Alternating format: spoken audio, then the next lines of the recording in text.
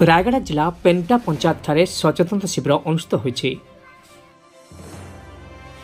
मुख्य अतिथि रूपे माननीय विधायक श्रीयुक्त मकरंद मुदुली, पी गौरीशंकर, चेयरमैन टुनी हुईका, हरप्रसाद हेपुरका, सरपंच ए विश्वनाथ, चामाका लक्ष्मी, पालका जमुना, सुरेंद्र नायक, कविता महांकुर प्रमुख योगदान देथिले।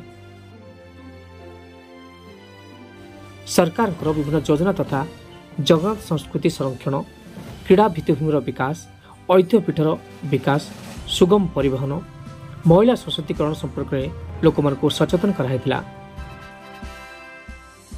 नाच गीत सहित विभिन्न कार्यक्रम आयोजन कराइथिला। 13 गोटी प्रकल्प 50 लाख टंका खर्च कराइछि। 1648 परिवार को रेशन कार्ड प्रदान कराइछि। एकथा सचेतनता शिविर में सूचित कराइथिला। रायगढ़ सुब्रत चौधरी रिपोर्ट।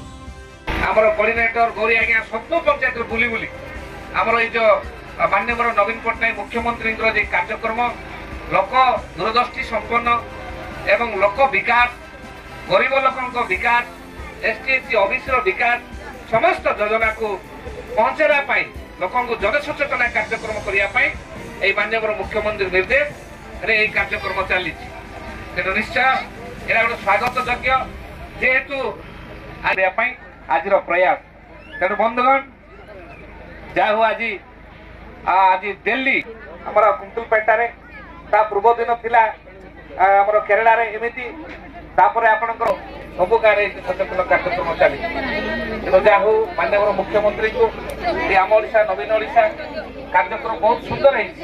आज युव छात्र एवं वयस्क समस्त अनेक योजना मान कार्यकारी कर